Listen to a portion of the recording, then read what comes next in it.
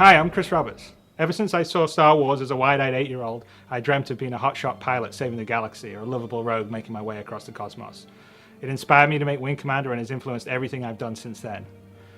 10 years ago, after 20 years of making games, I was burned out, so I took a break, but I never stopped playing games nor loving them. And now, I'm ready to come back, and I'd like to show you something I've been working on. But I don't want to build any old game. I want to build a universe. I want to build a game I always wanted to build, but I didn't have the tools to do until now. One that you can fly off a carrier fighting a heroic war on the front lines, but also one that you can muster out and find your own fortune in the stars wherever your spaceship takes you. I want to be able to share this experience with my friends and fight against real opponents in space, not just AI. And I want this to be as good or better than any other game out there, and I want to actively push the boundaries of what you can do in a game. None of this would have been even possible 2 years ago. But with Moore's Law driving PC performance and cost and the gaming community embracing talented developers via crowdfunding, I believe it is possible today. I've never been accused of having a small vision, and so I thought it was best if I share my ambition with you visually. I'm pretty excited by how it's joined out, so why don't you come join me for a sneak peek. What I'm building, the Star Citizen and the Squadron 42 combination, you essentially have both things available to you. So Squadron 42 is the sort of single player experience where you are getting missions. You're in the military, so it's not that open world because you're going to be going AWOL if you decide you want to go off to some other planet.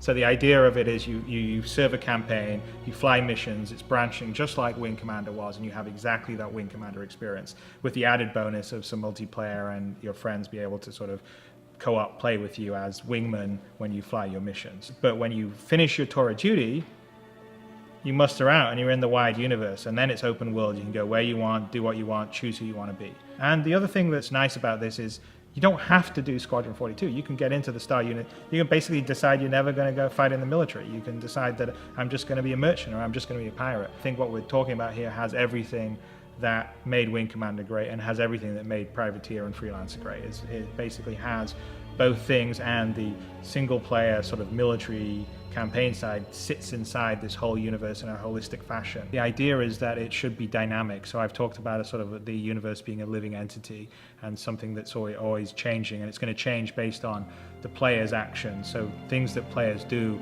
will have an effect on the universe, and they'll also be able to become part of the universe. So a good example is, say, a player that's an explorer and they explore around enough time, they find a space anomaly, and then they manage to navigate a jump. That jump point and the system that they've jumped into will get named after that player. So like that player becomes part of the history and lore of the universe. And on top of that, we're going to be dynamically adding content to this universe. I'm not interested in having yearly updates. We'll have a team of people that are adding content on a weekly, every 2 weeks basis. So you're starting this system and you start in the game and it's got 50 star systems, for instance, and 2 weeks in, a jump point's discovered for another system and someone navigates it and bam, we've got a 51st system and so on.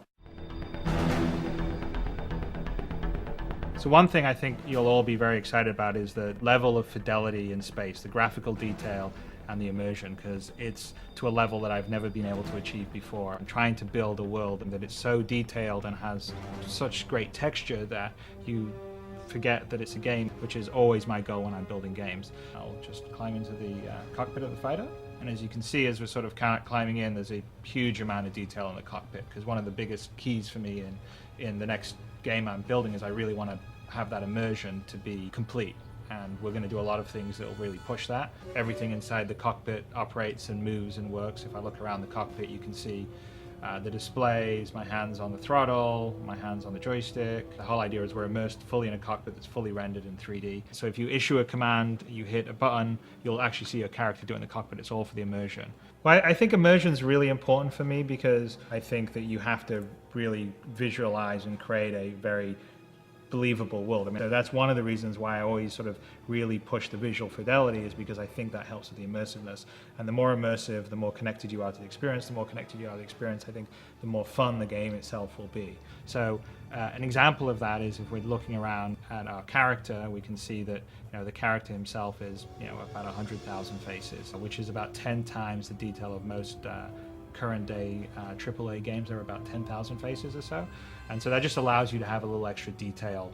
The wires on his pilot outfit, the creases in the uniform, and have it really stand up when you come in close and not break down because it's too pixely. So I'm really excited about the physics, and they're going to be a strong part of the gameplay. So let me demonstrate some of the features of how the physics interacts with how you control. The ship itself is built and designed and simulated like a real ship. So there's 4 thrusters on the bottom, and there's 4 thrusters on the top, and then of course there's obviously the engine at the back. Most of the ships in this universe are going to fly very much like an F-35 would do. They're fly-by-wire, so they take your input as a pilot and crunch it into trajectories and vectors it needs to tell the various thrusters to achieve what you've asked it to do. So if I want to rotate, or I want to, say if I want to pitch, like I'm doing now, or I'm going to yaw, or I'm going to roll, it actually pulls the thrusters themselves and says, how quickly can you rotate to the position I need you to deliver thrust, and how much thrust can you deliver? And the thrusters talk back to the flight computer and says, okay, I can get you there in 0.1 of a millisecond, and I give you this much thrust. The whole system is dynamically doing that every single frame and flying that way. It's really cool because what happens is a lot of unexpected or dynamic behavior happens by it. And then, for instance, if we're flying around in a dogfight, one of our thrusters gets damaged, it will affect our maneuverability. And it's not a matter of changing a script or data, it's actually all dynamically simulated in the system.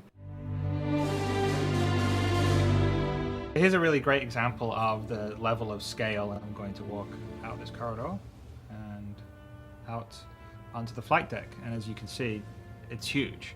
The carrier that's in the prototype level is about 1 kilometer in size.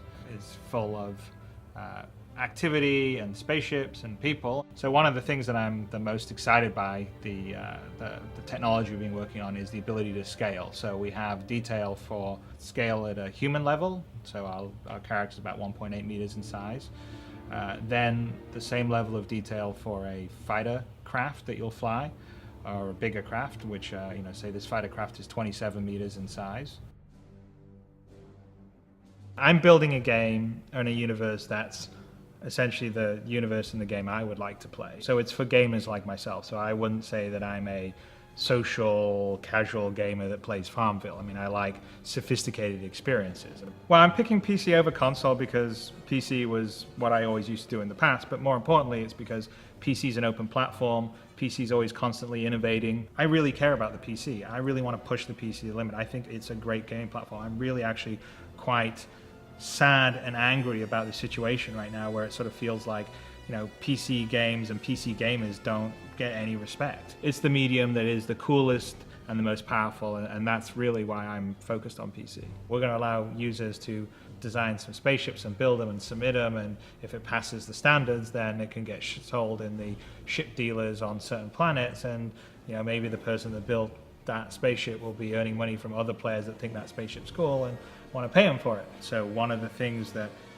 I like about crowdfunding is cutting out the politics and the noise of the big publisher, and you're dealing directly with the people that want to experience the game that you're making. So one of my main goals whenever I make a game is to really immerse you in the world and universe. And I think you've seen that on what we've been even trying on the website today, and this visual prototype is a demonstration of the direction that I want to take and will be taking. With today's technology, I can do that to a level that I never could have done when I was making Wing Commander all those years ago, or even Freelancer 10 years ago. And it's actually really exciting. I feel like I can do something that has the fidelity of a film, but real time, and I'm in it, and that is my dream. My name is Chris Roberts, and I would like to build a universe with you.